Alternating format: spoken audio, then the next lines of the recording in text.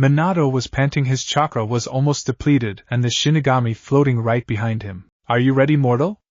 The Shinigami asked the one who summoned the god of death. Minato looked down at his children and was about to say yes when he couldn't form the words. Tears started trailing down his face as wished to stay with his children. Watch them grow and teach them things only a father can, and no, I'm not ready. The Shinigami stared at Minato before its eyes traveled to the boy.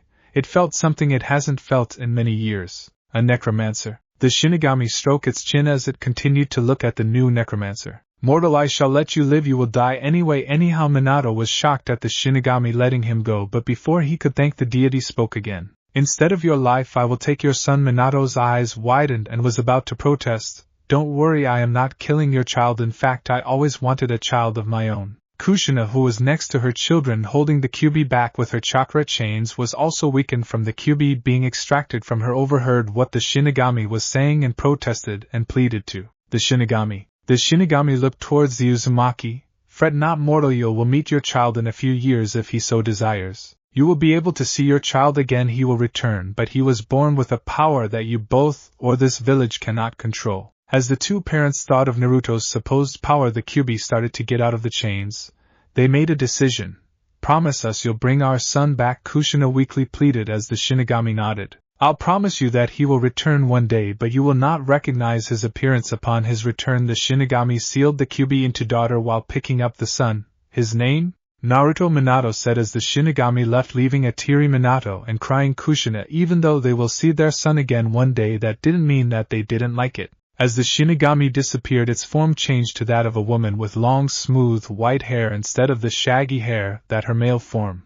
Her teeth were less sharp and wore a white kimono. She looked down at Naruto and gave a gentle smile, one that befitted a goddess. Years later, at the Chunin exams hosted by Konoha, a teen with silver hair along with deep sapphire eyes, he wore long black pants and a long-sleeved black shirt. On top of the clothing was armor, silver gauntlets and boots, a silver cuirass that reflected the light beautifully, and a knight-like visor that rested on the top of his head. This was Naruto Hellscythe. Even though what Naruto was wearing, his favorite color is orange, Naruto requested that he get a set of orange-colored armor. His armor wasn't for show but used to suppress his powers, and removing them could cause massive amounts of damage to those around him. Naruto, however, couldn't talk without warping reality, or affecting mortals like his birth parents, for example, so it caused Naruto to not talk while outside of his home. The only ones who weren't affected by his reality warping are his adopted mother and other gods and goddesses. Naruto also couldn't show emotion for the same reason. If he was sad, he could cause a storm and flood a village or the entire nation. Naruto vowed to learn to control his power and be able to show his emotions, talk, and not wear his armor everywhere. His mother sent him here on his choice to participate in the Chunin exams to meet his birth parents.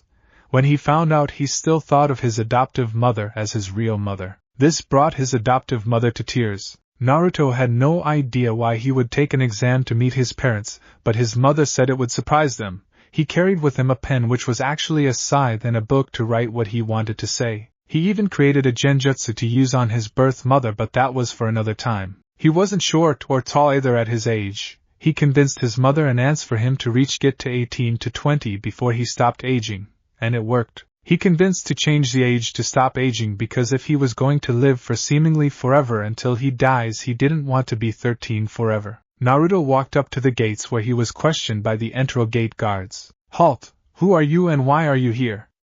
The one Chunin Izumo said. Naruto wrote in his book before flipping it over, Naruto Hellscythe, here for Chunin exams. Both Chunin looked at each other before giving Naruto a paper to sign. When they looked at it, the filled-out form said, Name Naruto Hellscythe, age 13, village, realm of the dead, sex male. The others were just security and if needed medical information. When they looked back up, they saw that he was gone. Exam room 301. Naruto was currently sitting in a corner waiting for the exams to start when he saw the Konoha group being approached by a fellow Konoha shinobi wearing glasses. Channeling magic or chakra into his ears, he overheard the conversation that surprisingly got onto ninja cards. Naruto took in each of the genin from Konoha. The first was a long-haired female who felt familiar to the blonde turned silver. The second was a pink banshee. The third of the trio had shorter hair than the other two but was still a decent length ebony hair with onyx eyes. The second set of genin consisted of a ponytailed blonde, another female with ebony-colored hair in a pineapple fashion, and finally a slightly bigger female with brown hair and 2 swirls on each cheek. The third and final set with the silver-haired genin was a pale-eyed girl with dark blue hair, a female wearing glasses and a trench coat, and the one who caught his eye the most, a brunette with 2 red markings on her face with a small white dog. He listened in on the conversation as he took down the revealed information. He learned that there was a ninja called Rockley and a Suna genin called Gaia, and finally that the redhead was called Mito. Why would you want to get information on Tomato? The brunette with the red markings said, which caused the redhead to go red in anger. I'm not a tomato. Kibble, Mito said back to the dog owner. Mito-chan, Kana-chan, please don't fight, the pale-eyed girl pleaded to both of them, who stopped with a thanks Hinata. It was then the pineapple-haired girl spoke up. This is troublesome, but who is that? Kabuto channeled chakra into her cards and blinked in surprise. He's your age and his name is Naruto Hellscythe. That's it. Really nothing at all? The one eating a bag of chips called Cho asked, which Kabuto nodded. Naruto, Mito said, was caught by Kana Inuzuka. Captured by him, huh, Mito? What? No. I have a brother called Naruto, Mito said, shocking the rest of the genin. But he was taken the day of our birth. It could be him? The onyx-eyed Uchiha stated, causing Mito to shake her head. Naruto had blonde hair like Tusan. During the first test, Naruto easily finished within the first few minutes and waited for the end, causing Ibiki to look at him suspiciously. When Ibiki talked to him, he responded with, "Yes, I finished, now leave, I'm hungry." After the first test and the second test, as Naruto easily found a second scroll, a few extras, as they thought that since he was alone he was weak. They were wrong, and now they were dead. Naruto was now in the preliminaries after killing those who thought to destroy him. Omake. His name is Naruto Hellscythe. That's it, Kabuto said, the other leaf genin. Really nothing at all? Cho asked as she ate a pack of crisps. This is troublesome, came the voice of the female Nara. How can we fight someone with little known information? Kana and Mito said together. None of that really matters, Kabuto said, causing the leaf genin to look at Kabuto. What really matters is that he is a part of the Silver Hair Club. Kabuto shouted happily before turning around and giving an air high five to the silver-haired necromancer, who in turn did the same thing, an air high five. The leaf genin were shocked. Are all silver-haired people crazy? They saw Naruto write something before flipping it. We are one, we are many. We will take over and sacrifice you to our god and force you to read erotic literature. Meanwhile, a silver-haired jounin sensed into his Ika. It looks we are almost ready for the conversion of silver hair, he thought before noticing that his book was now wet. God damn it. Meanwhile, with a male with slicked back silver-haired ready to cut a person's head off while going through his ritual, sneezed. Someone is talking about the day we will overrule and make sacrifices to Jashin. He looked up to see that the sneeze caused him to mess up his ritual and accidentally kill his sacrifice. Naruto was now in the preliminaries with all the required scrolls along with the extras. When he showed the amount of scrolls to Anko, who appeared when he opened both scrolls at the tower, she was shocked at the amount of spare scrolls he dropped in front of her. Most people would be unnerved at his emotionless face when he acknowledges that he killed the groups of genin that went after him. However, the sadistic nature in Anko and her uncaring attitude to some people can cause her to grin. Come on, killer, you're surprisingly early, Anko said as she led him to the tower. Following the examiner inside, he noticed that he was the only genin in the tower. You broke the record of fastest time making it to the tower, brat. The spiky silver-haired genin looked up at Anko and tilted his head. Broke a record? He thought. Anko looked at him. Not much of a talker, are you? Naruto brought out his pen and notebook that seemed to never run out of ink or paper and wrote, I can talk but I choose not to. He then flipped a page over. What about that record? Anko nodded at his first note. He seemed to be hiding something about why he chose not to talk and answered his question. The record you broke was actually the record of the Yandame's genin team. Naruto blinked. The team of the current Hokage's genin team was the fastest? The duo came to a stop. Here we are, brat, Anko said. Rest here until the days are up. Naruto nodded and waved at the Tokubetsu Jonin, who waved back as she left. I'm hungry, the necromancer thought as his stomach rumbled. He then left for food. Naruto found the food easily and started to eat. Naruto gulped down his 10th bowl of ramen and looked towards the sound of an opening door. He turned to see a team of genin enter the room. The first was a tall blonde girl with a giant fan on her back. The second was a male who carried something on his back wrapped in white cloth with some hair or something similar looking. The third was a redhead girl with the kanji for love on her forehead. black rings around her eyes and a large gourd on her back. Naruto looked at the redhead and judging from the conversation he eavesdropped in that this was Gaia of the desert, Gaia looked back at Necromancer, and watched him write in a notepad and showed her hello. Gaia blinked at the teen who said hello to her with a notepad. She was generally confused. Most people stayed away from her due to her being a Jinchuriki of the Ichibi and people from outside the village staying away from her due to her aura of being dangerous and deadly, an aura of a killer. Naruto raised a hand and waved at her with a small smile, and Gaia slowly raised her hand and waved back with a look of confusion before walking off. Naruto gave a small smile watching her walk off before deciding what to do next as he has to wait for the preliminaries. Few days later, Naruto was now waiting in a line for the matches to start. He knew his match would be easy. He heard that the exams were a replacement for war, and some of the other genin next to him went through different emotions. They watched the screen go through a selection of the names of genin who made it past the second stage. Naruto and the others left to climb up the stairs to watch the first match. Sasuke Uchiha vs Yoroi Kato. Sasuke and Yoroi jumped down, but the sensei of the Sasuke told her something that caused her to touch her shoulder. Whatever was on her shoulder, Naruto saw what it was. Junjutsu, curse seal techniques. When the fight began, Yoroi charged in and started to drain the chakra of Sasuke. What are you doing? You're just noticing it now. Yoroi replied. Yoroi kept draining Sasuke's chakra until she kicked Yoroi awake. Yoroi charged Sasuke and attacked Sasuke, who kept dodging his attacks. As this was going on, Naruto's eyes shifted to the Oto Jonin. Before going back to the fight, he had a feeling that he was the cause of the problems the Uchiha was having. Sasuke broke out of her thoughts when she heard Mito call out to her, Sasuke. What is that you call yourself a Uchiha? Are you just going to let that guy win? I thought you were stronger. Sasuke's eyes widened and got an idea. Yoroi charged in, punching Sasuke, who dodged each hit but kicked him in the air. However, when she was in the air, the curse mark was starting to grow. It's too strong. The words of Mito came back to her. No way. I will not let this control me. The curse mark that was spreading over her body retracted. Rindan, Lion combo. Sasuke spun over Yoroi and landed blow after blow until he hit the ground with a final kick into his stomach. Winner Sasuke hate Gecko said as Sasuke panted, and her sensei Kakashi took her out of the room, but Sasuke looked right away. Sorry for using your move, Lei, Sasuke said before vanishing from the room. The screen started to go through another set of names. Shino Aburame vs Zaku Ibumi. Shino and Zaku were standing in front of each other at different sides of the field. Zaku, however, had his arms in bandages but still chose to fight. If you fight me here, you will never be able to fight again. Retire, she told the Oto shinobi. One arm is good enough.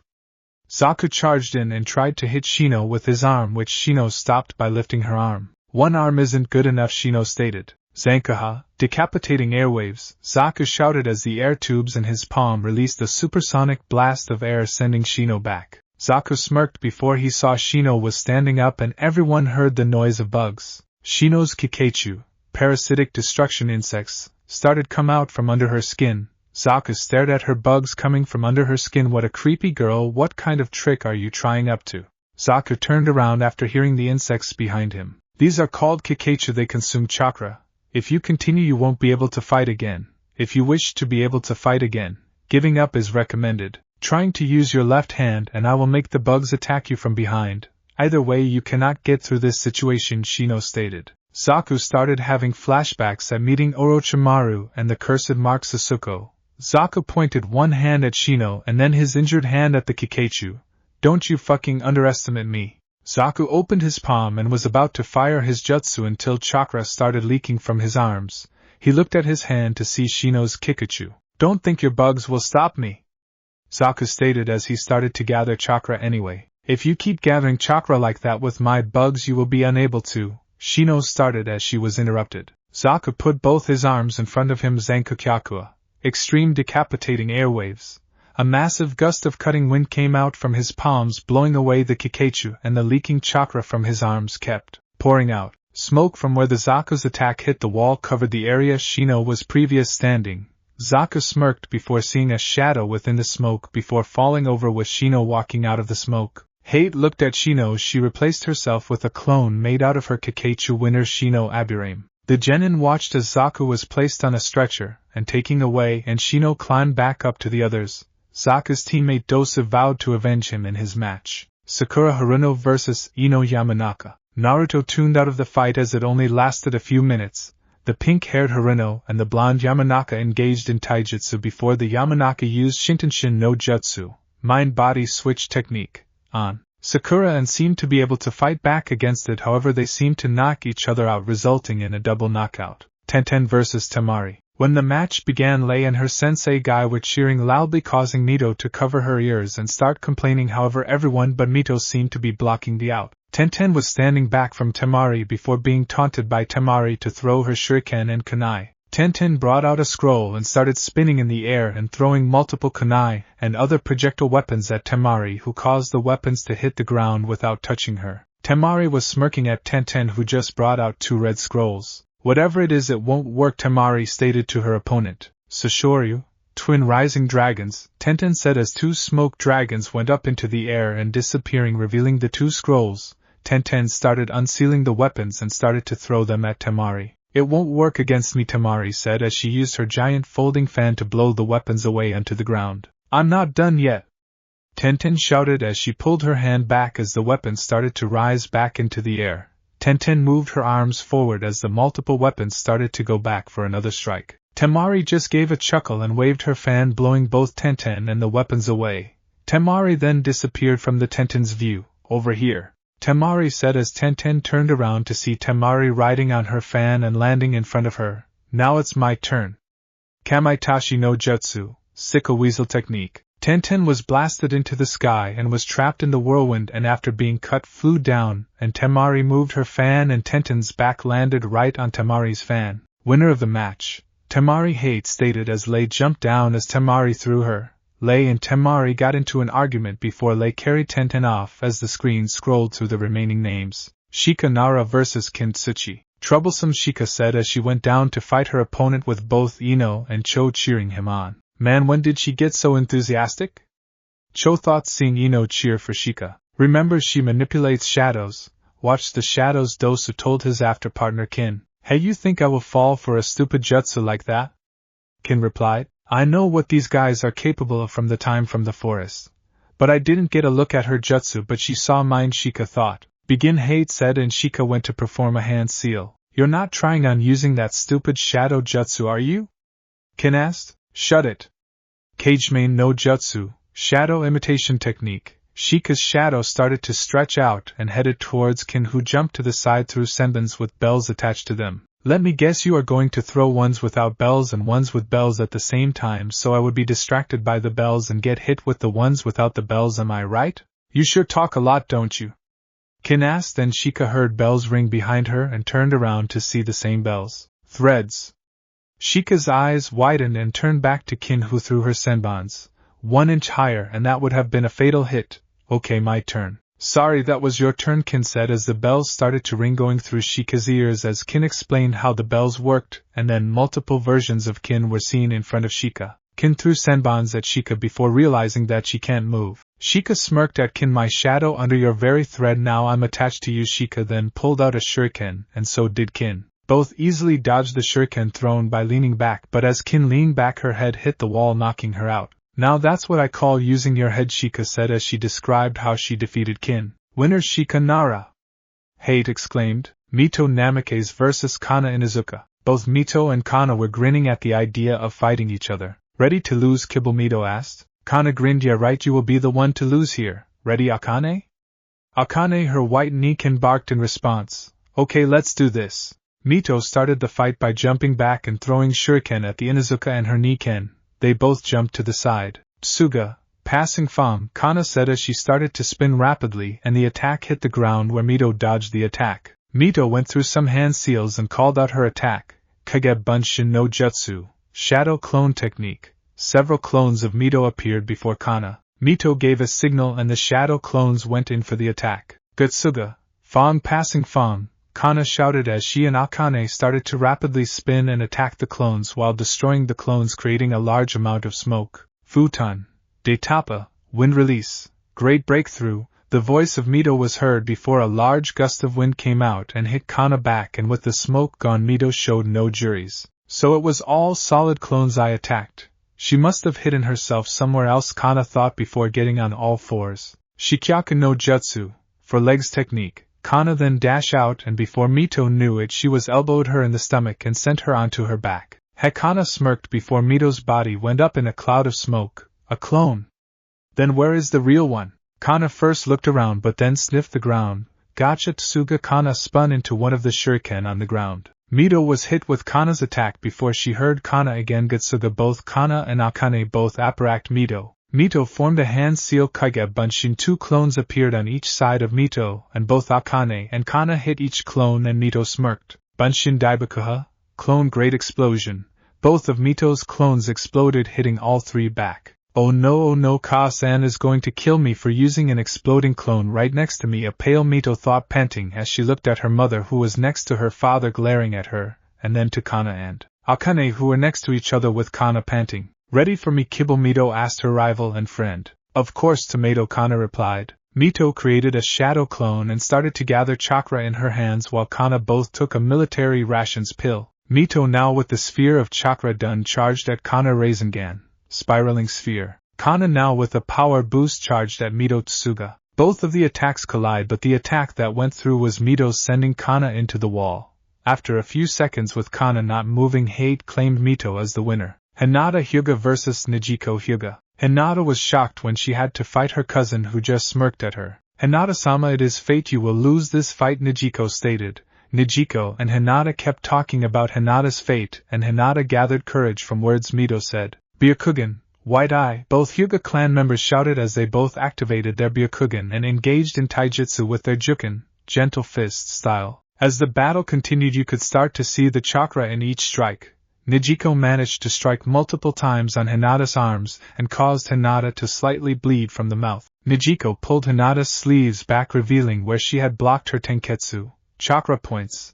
When Nijiko was declared the winner, she still charged forward at Hinata and the Jonin jumped to stop her. Stop! When that word was heard, everyone stopped. Nijiko looked in front of her to see Naruto Hellscythe with an emotionless face, but it was clear to everyone that he was the one who said stop. The Jonin around Nijiko stopped moments away and all eyes were on him. I can't move my body, Nijiko thought as she then looked around. Even the Jonin stopped, but he is moving freely. Is this what you said by talking, brat?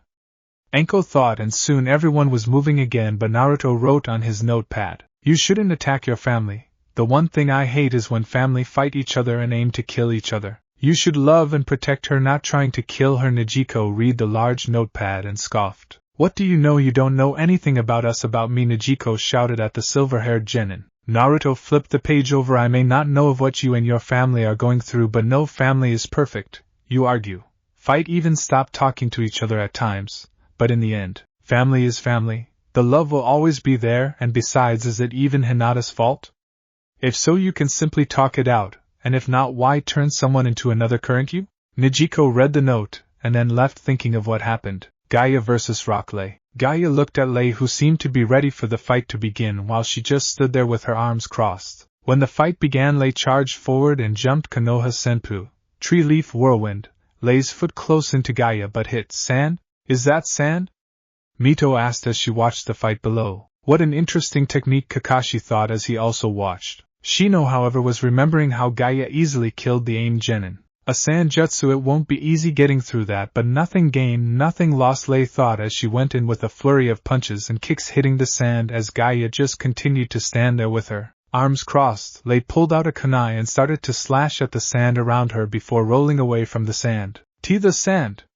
She is using it like a shield. Mito gasped. She isn't doing it, the sand is doing it at its own accord. It is almost like a living thing. It will come to her defense with her doing anything. That's why she has never been injured and also never been able to touch her, Kankuro said as he watched his sister. Is that all? Gaia said, I hope you finished entertaining me. We haven't had enough. Blood, Gaia said as the sand caught Lei's leg and started to swing her around, then release her into the wall. Lei rolled to the side and tried to attack Gaia. Lei stepped on sand and accidentally fall over when the sand was right above her. The sand crashed into the ground, causing many of the genins watching to gasp, only to see that Lei landed on top of the hand seal statue.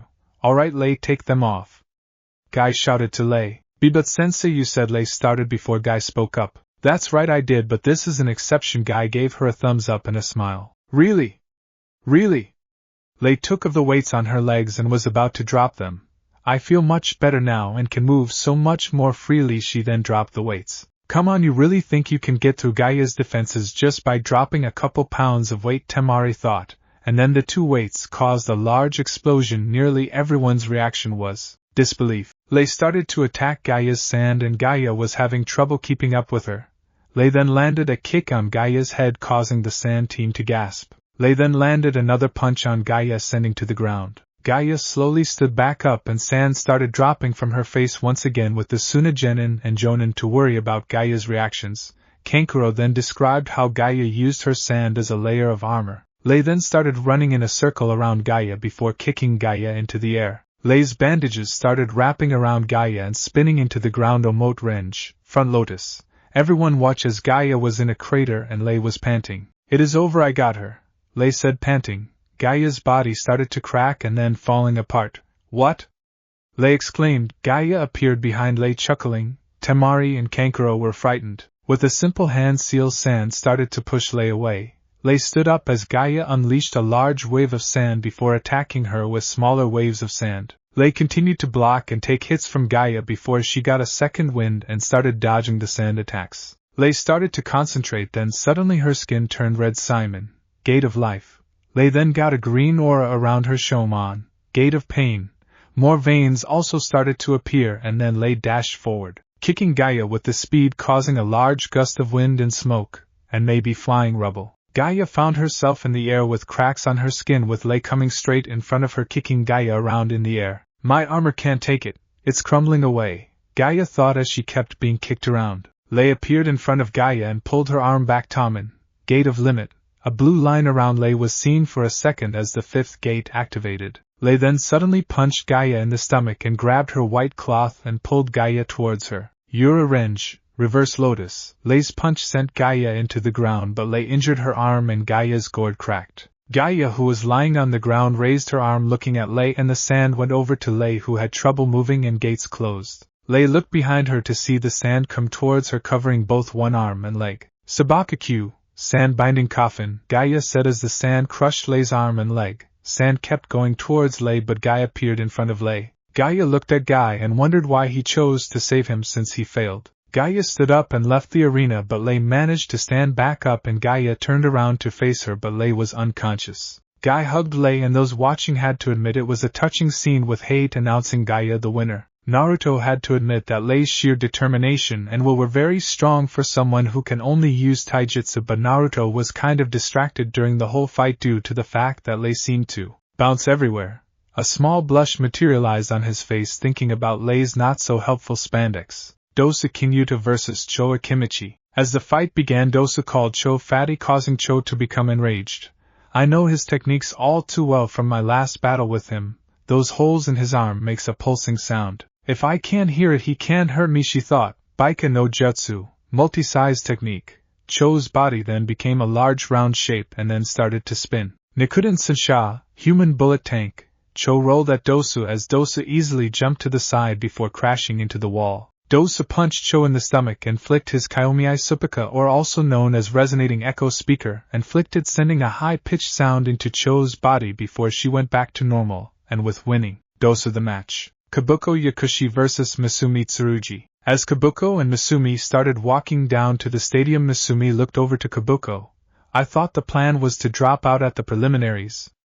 Misumi asked his team leader. That was the plan, but since the lone genin Hellscythe appeared having little to no information of his abilities, this way I can see his skills and see if he is interested in him, Kabuto replied. So can I drop out? Misumi asked, since if he was fighting Kabuto he had no chance in terms of strength. No, it's too late for you to surrender this late, especially when this is the second match left, Kabuto said as she turned to her teammate. Besides, we have to give them a good show, don't we? Misumi watched Kabuto walk onto the field with him following after her. Hate looked at the two before announcing the start of the match. Nen no Kaizo, soft physique modification. Misumi's body became snake-like and malleable before his body began to stretch and twist around Kabuto. However, Kabuto knew how to combat against her teammates. Jutsu and easily broke free of his grip, and then her hand glowed with chakra. Chakura no Mezu, chakra scalpel, Kabuto said as she saw Misumi was stretching towards her. Stop. Misumi knew they had to make the fight look real as possible since the original plan was changed due to a new face, but was the scalpel really necessary? Kabuto went forward and made a vertical slash with her hand, making Misumi go backwards. The ones still there were wondering why Misumi was avoiding combat with Kabuto. Why is he suddenly on the defensive? Sakura asked out loud. Sakura, he is dodging because since the chakra scalpel is used by medical means for both combat and accurate incisions necessary for surgery and anatomical dissections, it can even make cuts inside the body without actually creating an open wound. Since the jutsu that allows him to soften his body and stretch in order to use it, he needs to dislocate his joints in order to use it. It is very unusual to use the chakra scalpel in combat. It can cut muscle tissues and tendons that can render the target immobile, Kakashi answered. Now imagine if you had your arm joints dislocated, and she managed to cut tendons and muscles. Sakura looked at her sensei before her eyes widened. He won't be able to move his stretched out arm. Kabuto managed to get the left arm of Misumi to fall to the ground, and then she pointed the chakra-covered hand in his face. Surrender? She asked. Misumi sighed. I surrender. Winner of the match, Kabuto Yakushi said. Now it was time for the final match, as both Kankuro and Naruto already started moving. Naruto Hellscythe vs Kankuro. The last match between Naruto Hellscythe vs Kankuro, Hate stated. Be careful, Kankuro, you don't know what he could do, Baki thought as he watched Kankuro walk down to the arena. It's time to see what type of power you have, Naruto-kun. Kabuto thought before realizing she sounded a lot like Orochimaru. Kushina, who heard the name, gasped and looked to Minato. Is this why you told me to come and watch the preliminaries today besides our daughter? Thinking of Mito reminded her to punish her for that reckless stunt. Is it really our baby? She asked timidly, which was a rare sight to see Kushina in nowadays. Minato nodded. Ever since he got Naruto's documents from Izumo and Kotetsu, he was shocked to see the name Naruto, and the realm of the dead was just screaming it was his son Naruto. The only ones who knew Naruto was being raised by the Shinigami were Kushina, his sensei Jiraiya, his student Kakashi, him, and the Kyuubi, since it was sealed by said Shinigami. Mito was told a different story for her sake for a few reasons. 1. She would not believe that her brother was being raised by the Shinigami. 2. She would think him to be dead since it was the god of death who raised Naruto. 3. It was more believable to her and others. It was easier to say that Naruto was taken by a friend to help with Naruto's problem that only she could with. They knew their son would come back one day, but they didn't know it would be during the Chunin exams. Minato smiled with the documents he signed and his performance. I am sure he is our son, he said with confidence. Kakashi was staring at Naruto with shock. He couldn't believe it. He has the same name as his sensei's son, but his sensei's son should have blonde hair, right? Looking over to see a hopefully Kushina and a happy Minato, he could assume that it was Naruto. Mito. Yes, Kaka-sensei? Mito looked at Kakashi. I want you to watch this fight very carefully.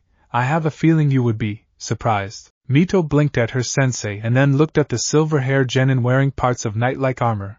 He only carried a notepad that seemed to change size when he brought it out, and a pen. Kankuro was looking at Naruto with a raised brow. What's with the incomplete set of armor? Naruto just looked at Kankuro and showed Kankuro the page. My armor is for everyone's protection. Everyone's protection?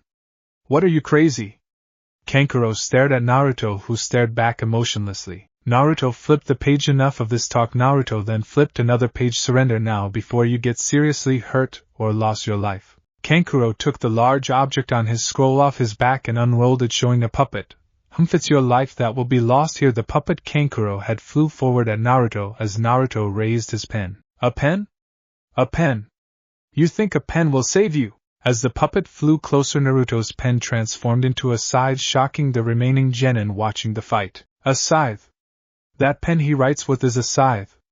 Ino shouted as the other genin watched and wondered the same thing. Naruto swung his scythe at the puppet, missing it completely. How you missed, Kankuro said. He missed. Sakura and Mito shouted in unison. No, he didn't miss, Asuma said to the genin. What do you mean, Asuma-sensei? Ino asked, which Kurenai responded. He didn't aim for the puppet. Watch. Kankuro tried to pull his puppet, but him and the other genin watched as the puppet fell to the ground. He cut my chakra strings. He cut the chakra, Sakura said in shock. Naruto then walked forward with his notepad in front of Kankuro. Do you give up? Kankuro looked at the note before scoffing. No chance in hell. Kankuro lifted his puppet from behind Naruto and had it come towards him. Naruto, however, just lightly poked Kankuro's arm. Pain ran through his right arm that Naruto touched and saw the note "I warned you, I'm sorry." Kankuro grabbed his arm. Karasa dropped onto the ground as Kankuro was screaming in agony as Naruto looked on with a sad look. "What the hell, he just lightly poked your arm!" Temari shouted. "What type of attack is that? He has to be faking it." Mito, Sakura and Ino yelled in unison. Naruto looked at each that seemed to be darker if you saw it, and lightly poked the ground away from Kankuro, causing a large crack in the ground. All the genin there were in shock at the strength. "It's like Tsunade/Bachan/Lady Tsunade," thought the Konoha Nins, and they saw Naruto's note. That was a very light poke, causing them to pale. Naruto was declared the winner and watched as Kankuro was taken away to the infirmary before he decided that he was going to pay the infirmary a visit, but first he had to stay there as the winners came down. The winners were standing in front of the Hokage, who was explaining the final match as well as give them a month of training, and then they each drew a slip of paper and were told to read them out. "Number 1, of course," Mito said. "Number 3, Gaia said emotionlessly. "Troublesome 8, Shika said with a yawn. 2, spoke Nejiko. "Number 5, came the voice of Shino. "Has 6, Kabuto said. 7, Temari said. 9, Dosu said." Naruto held up his book that said 4. "And that leaves Sasuke with the number 10. "Okay, here are the matchups," Sabiki said as he pointed to the screen. "Mito vs Nejiko. Gaia vs Naruto. Shino vs Kabuto. Temari vs Shika. Dosu vs Sasuke. Remember, you have 1 month to train your skills for the match," Minato said as the genin left mainly to the infirmary with Naruto following. He was the last one to enter the infirmary, and seeing how that the jounin were already in there as well as the Hokage and his wife, Naruto entered the room with one objective: heal them.